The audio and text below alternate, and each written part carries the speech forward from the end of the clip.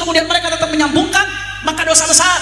Kenapa ulama-ulama dulu menyatakan tersambung? Kenapa ulama-ulama dulu sepakat? Tidak ada yang meragukan sedikit pun, karena menurut standar keilmuan mereka itu berjumlah 180 kitab, semuanya itu mukhalifatan lil usul, berbeda dengan kitab-kitab nasab dari mulai abad ke-4. Assalamualaikum warahmatullahi wabarakatuh. Alhamdulillahirabbil alamin. Assalatu wassalamu ala nabiyyina Muhammadin wa ala alihi wa sahbihi ajmain. Amma ba'du. Teman-teman yang dimuliakan Allah Subhanahu wa taala, kita bertemu kembali di channel Pencari Ilmu. Nah, teman-teman, jadi di video ini saya akan membagikan video yaitu tentang terkait perkataan dari Hanif Al-Athos, yang dimana Hanif Al-Athos ini katanya yaitu nasab Ba'alawi ini tidak ada yang membatalkan. Bahkan para ulama ijma sepakat bahwasanya yaitu nasab Ba'alawi ini bersambung kepada Rasulullah SAW. Nah, teman-teman, apakah itu benar yang dikatakan oleh Hanif Al-Athos? Tentunya ini nanti akan dijawab oleh Kiai Imaduddin Al-Bantani, yang dimana mereka ini hanya mengaku-ngaku, dan ternyata setelah mereka ini diteliti oleh Kiai Imaduddin Al-Bantani bahwasanya mereka ini nasabnya itu terputus dari Rasulullah SAW. Dan ini adalah ceramah terbaru dari yaitu Kiai Imaduddin Al-Bantani tentang terkait masalah jawaban dari Bapak Hanif Al-Athos. Nah, oke teman-teman, kita langsung saja mari kita simak yaitu video dari Bapak Hanif Al-Athos. Orang bodoh mengumpulkan gak kurang dari 140 referensi, saya dapat gak kurang 140 kitab. Ini buku, ya ini tujuan, ini adalah adaan li fadlil kifayah. Buku ini judulnya Keabsahan Nasab Ba'alawi Membongkar Penyimpangan Pembatalnya. Ini tebalnya buku 500 halaman lebih. Kami sama-sama nyusun. Saya udah gak mau bahas panjang lebar lagi. Nanti silakan, sebentar lagi akan diterbitkan. Kalau soal ilmiah udah tuntas, panjang lebar. Kami bahas sampai ke akar-akarnya di dalam buku ini. Insya Allah beberapa hari lagi akan kami launching PDF-nya. Siapapun bisa download, masing-masing bisa cetak, saudara. Dan insya Allah nanti ulama-ulama akan mendapatkan daripada kopian dari buku ini. Jadi kalau soal ilmiah udah selesai. Saya kira kalau soal ilmiah udah selesai. Nggak ada ilmiah tuh nyalain ulama sedunia, nggak ada, saudara. Kalau ulama-ulama dulu melihat ini terputus, kemudian mereka tetap menyambungkan, maka dosa besar.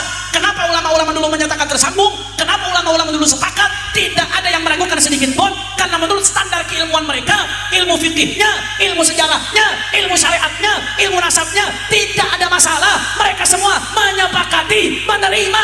Tahu-tahu datang.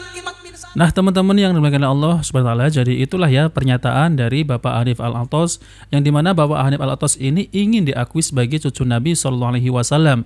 Namun ya, yaitu perkataan dari Bapak Hanif Al-Athos ini adalah pengakuan saja ya teman-teman ya. Ulama mana yang mengisbat nasab Ba'alawi ya teman-teman? Ulama mana coba teman-teman ya? Ulama mana yang mengisbat nasab Ba'alawi ya teman-teman? Nah, mereka ini hanya mengarang-arang dan mengatakan bahwasanya Ba'alawi ini adalah zuriat Nabi SAW. Nah, oke teman-teman, kita langsung saja mari kita simak yaitu video penjelasan dari Kiai Imaduddin Al-Bantani. Kemudian oleh Ali bin Abu Bakar As-Sakran di dalam Al-Burqatul Musyiqah. Jadi sebenarnya ijma itu atau iddi'aul ijma, pengakuan adanya ijma, pertama kali itu disampaikan oleh Ali bin Abu Bakar As-Sakran 895 Hijriah. Kemudian diikuti oleh Khulasatul Asar Al-Muhibbi, kemudian diikuti oleh Syekh Yusuf An-Nabhani. Yang menjadi masalah adalah bahwa ijma itu mempunyai sebuah syarat yang khusus. Silahkan para penonton buka dalam kitab Maratibul Ijma halaman 11 karangan Ibnu Hazm, dikatakan bahwa ijma'u kulli asrin ijma'un sahihun idza lam yataqaddam qablahu fi tilkal mas'alati khilaf, bahwa sebuah ijma itu bisa dikatakan sahih apabila tidak ada perbedaan pendapat sebelumnya. Sedangkan tentang nasab Ba'alawi, tulisan-tulisan Ba'alawi sendiri menerangkan, menjelaskan adanya perbedaan-perbedaan ulama. Kita lihat di dalam kitab Al-Burqatul Musyiqah bahwa Ali bin Abu Bakar As-Sakran meriwayatkan adanya orang-orang yang tidak percaya pada nasabnya yang ada di abad ke-9 Hijriah. Kemudian diriwayatkan pula bahwa Ali bin Jadid ini pergi ke Basrah pada tahun 620 Hijriah untuk meminta isbat karena ulama-ulama di Yaman tidak mempercayai nasabiyah. Kemudian di dalam kitab Tasbitul Fuad yang diriwayatkan oleh Uqudul Almas, Alwi bin Tahir mengatakan bahwa Ubaidillah lah yang pergi ke Basrah. Ini menunjukkan adanya khilaf di antara rentang waktu sejak kedatangan Ahmad bin Isa dalam versi Balawi, yang sebenarnya ini Ahmad bin Isa sama sekali tidak hijrah ke Hadramaut. Sejak kedatangannya menurut versi riwayat Balawi, Ahmad bin Isa dan Ubaidillah ini sudah ditolak, tidak dipercaya sebagai turun Nabi, sehingga diutuslah Ubaidillah untuk pergi ke ke Basrah untuk isbat nasab. Ini membuktikan bahwa tidak pernah ada kesepakatan sejak kedatangan Ahmad bin Isa atau Ubaidillah ke Hadramaut. Maka bertentangan dengan apa yang dikatakan oleh Ibnu Hazm di dalam kitab Maratibul Ijma' halaman 11, bahwa ijma'u kulli asrin ijma'un sahihun idza lam yataqaddam qablahu fi tilkal mas'alati khilaf. Ijma itu bisa dikatakan sahih kalau sebelumnya tidak terjadi khilaf. Sedangkan nasab Ba'alawi ini jelas sebelumnya terjadi khilaf, maka ijma itu tidak dapat dibenarkan. Yang kedua, yang disampaikan oleh Hanif Alatas adalah nasab itu ada metode. Satu saja metode isbat nasab terpenuhi, nasab itu sahih. Beda antara turak dan mana itu syurut. Imaduddin tidak bisa membedakan mana turak, mana syurut. Betul, Mas Hanif.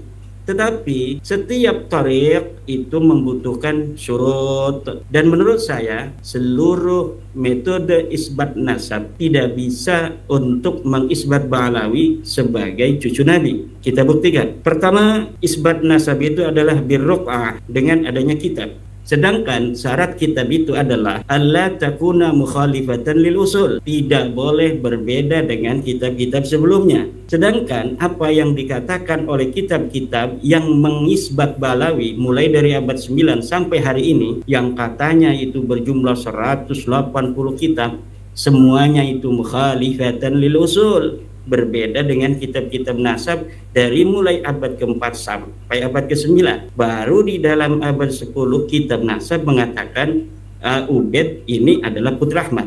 Tapi sebelumnya tidak ada satupun selama 550 tahun yang menyatakan bahwa Ubaid ini sebagai. Nah, teman-teman yang dimuliakan oleh Allah Subhanahu wa taala, jadi itulah ya penjelasan dari Kiai Imaduddin Al-Bantani. Masya Allah ya, ini adalah penjelasan yang sangat ilmiah sekali, yang sangat jelas-jelas ya bahwasanya mereka ini terputus ya dari Rasulullah SAW. Namun ya teman-teman ya, dalam video ini yaitu Hanif Alatas ini ingin diakui sebagai cucu Nabi SAW, ngotot sekali ya teman-teman ya. Padahal bukti-bukti semua sudah jelas, sudah nyata ya, sesuai dengan data dan fakta. Tapi mereka ini masih saja ingin diakui sebagai cucu Nabi SAW, yaitu bukti dari kitab nasab, kitab sezaman, filolog dan genetik yaitu tes DNA. Mereka ini gagal, tidak bisa yaitu membuktikan ya, tidak bisa terverifikasi bahwasanya mereka ini adalah zuriat Nabi SAW. Lalu mau bukti apa lagi ya teman-teman ya? Jadi mereka ini seakan-akan nggak memiliki rasa malu ya teman-teman. Jadi sudahlah, akui saja ya, dan meminta maaf seluruh kaum muslimin yang ada di dunia ini bahwasanya nasabnya itu tidak bersambung kepada Rasulullah SAW. Sudah dijelaskan ya secara detail bahwasanya yaitu Ahmad bin Isa ini itu tidak hijrah ke Hadramaut, melainkan Ahmad bin Isa ini tidak pernah kemana-mana ya, yaitu ada di Makkah ya teman-teman. Jadi tidak hijrah ke Hadramaut, tapi mereka ini masih ngeyel bahwasanya Ahmad bin Isa itu hijrah di Hadramaut. Nah, maka dari itu teman-teman ya, ulama ahli nasab ya tidak menyebutkan yaitu dari abad ke-4 bahwasanya Ahmad bin Isa itu hijrah di Hadramaut dan tidak memiliki anak yang namanya yaitu Ubaidillah. Namun mereka ini mengklaim ya teman-teman, namun juga mengklaim ya boleh-boleh saja, tapi harus ada bukti. Apakah benar ya yaitu Ahmad bin Isa ini memiliki anak yang namanya Ubaidillah? Namun ya teman-teman, ternyata itu tidak tertulis di dalam kitab nasab dari abad ke-4. Bahkan manuskrip ya filologi itu tidak ada, manuskripnya itu tidak ada. Lalu kemudian mereka ini ya masih tetap ngeyel teman-teman. Nah, kita sudah membuktikan semuanya tentang bantahan-bantahan secara ilmiah yaitu oleh Kiai Imaduddin Al-Bantani. Namun mereka ini tetap saja masih bersikukuh ingin diakui sebagai cucu Nabi SAW. Ya, kenyataannya mereka tak ada bukti, ya jauh sudah ya teman-teman. Jadi kita berlepas diri dari semua itu ya. Mau mengaku-ngaku tapi tidak ada buktinya, ya bikin malu saja ya teman-teman. Bukan itu saja ya teman-teman ya. Mereka ini sering mendoktrin yaitu jamaahnya, kaum muslimin, yaitu dengan doktrin-doktrin yang menyesatkan. Tentunya kita sebagai kaum muslimin ya kita harus meluruskan ternyata doktrin-doktrin seperti itu tidak benar. Masa ya teman-teman ya yang tidak mencintai Habib masuk neraka? Ini kan konyol ya. Dari mana itu ya teman-teman ya? Masa tidak mencintai Habib nanti tidak akan mendapat syafaat? Itu kan lucu ya teman-teman. Emang yang memberi syafaat itu ya Habib-Habib? Mana dalilnya? Ya, yang memberi syafaat itu Allah ya. Lalu kemudian Allah mengizinkan yaitu Rasulullah SAW untuk yaitu memberi syafaat kepada umatnya. Nah teman-teman, kita bisa simpulkan ya mana yang benar dan mana yang salah. Jadi walaupun mereka ini membuat kitab ratusan kitab ya yang katanya mengisbat nasab Ba'lawi, tetap kalau tidak ada buktinya, tidak terverifikasi ya tetap saja tidak diakui. Kurang lebih seperti itu ya teman-teman. Jadi bukan itu saja ya teman-teman. Mereka ini kalau berceramah itu tidak terlepas dari khurafat ya. Lalu kemudian mengajak umat untuk berbuat kesyirikan ya. Selalu mengagung-agungkan kuburan. Coba lihat teman-teman ya. Kuburan yang ada di tempat-tempat mereka itu selalunya dibikin megah ya. Jadi megahnya itu seperti kamar pengantin gitu ya. Dikasih ditutupi oleh kain-kain, dikasih lampu, dikasih foto. Coba teman-teman kita berpikir, adakah ya teman-teman Rasulullah SAW itu mengajarkan demikian? Adakah kuburan-kuburan para sahabat seperti itu? Gak ada teman-teman. Kita tarik ke zaman sahabat, gak ada seperti itu ya. Yang dikasih kelambu, dikasih apa itu nggak ada. Mereka ini hanya membuat-buat seakan-akan kuburan itu seperti kuburan wali ya, padahal ya teman-teman yang wali termasuk wali yaitu adalah para sahabat. Kuburannya biasa-biasa saja, tidak ada dikasih lukisan, nggak ada ya teman-teman. Jadi ajaran mereka itu ya tidak seperti ajaran yang diajarkan oleh Rasulullah SAW. Jadi mereka ini hanya merusak Islam itu sendiri ya teman-teman. Jadi mereka itu memiliki ajaran yang tersendiri lah ya. Kita anggap mereka itu memiliki ajaran tersendiri, yaitu ajaran Ba'lawi. Jadi bukan ajaran dari Rasulullah SAW. Nah maka dari itu teman-teman, kita sebagai kaum muslimin ya, kita harus berpikir cerdas ya. Jangan sampai kita itu dikibulin oleh mereka ini dengan dongeng-dongeng khurafat yang mengklaim dirinya ini adalah wali ya, Datuk adalah wali dan lain-lain. Kita sebagai kaum muslimin ya, kita harus berpikir kritis nih ya. Kita harus kembalikan kepada Al-Quran dan Sunnah Nabi SAW, yaitu ajaran yang dibawa oleh Rasulullah dan para sahabat.